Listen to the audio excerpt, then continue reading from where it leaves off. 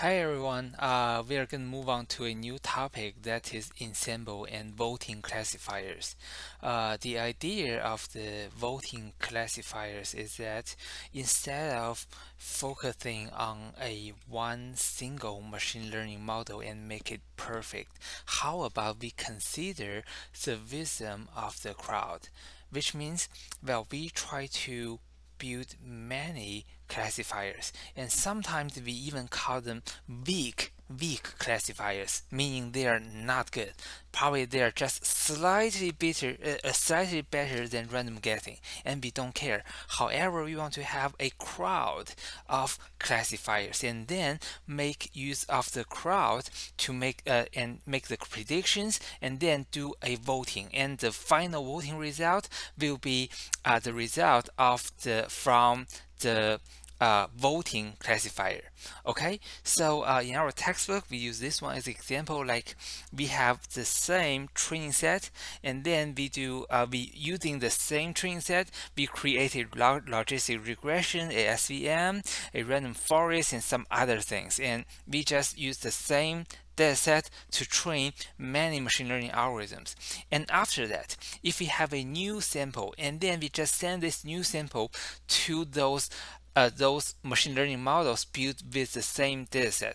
And then for each of them, they're going to make a prediction, and we are going to take the majority vote, for example, and then this will be the prediction from the voting classifiers or the ensemble. Okay, so for the name ensemble, it just means that it is a group of predictors. Okay, and we want to make a fake data set of two moon shape classes. So they look like this. So one moon and then another moon. Okay, and after we have this data set, we know there are only two classes, and then we create a logistic regression, a decision tree, and then SVM.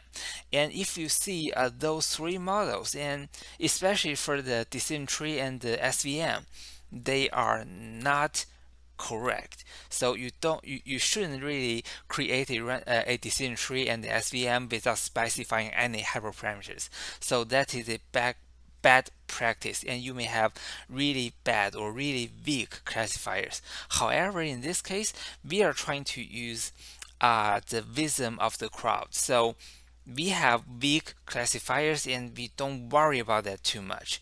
Then the next part, we want to make a voting classifier, and in this a voting classifier, and there is a hyperparameter called estimators, and that is a hyperparameter of a list.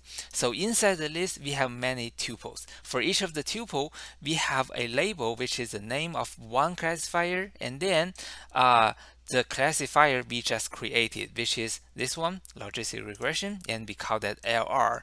And the next one is decision tree classifier, and we have created that here, and the label is the DF for this decision tree. Okay, and after that, for the voting classifier, we train that, and then, well, we want to evaluate the accuracy score for the voting classifier and then the three remaining classifiers independently. Okay, so eventually we got this. So logistic regression, decision tree, and SVM, and the voting classifier. So if you compare those four of them, and you may find for the voting classifier, even though it is a voting classifier with only three classifiers, and those three classifiers may not be that good. However, the voting classifier is the best among those four, right? Okay, so here is a task for you. So check the visualization of the dataset again, and, well, get some sense on how good this dataset is. And after that, we'll consider if you want to build a KNN model, and what K would you like to pick. Are you going to pick a small K like 1 or 3, or are you going to pick a larger K like 11, 13, 15. So what will be your picks? And after that, well, you need to create add two more KNN models with the K you specified to the ensemble. So just now we have an ensemble of 3 classifiers, right? And you are required to add 2 more KNN models into this ensemble. So I'm gonna stop this video here, and I will see you in the next video. So before you click on the next video, spend some time to code this part. Okay?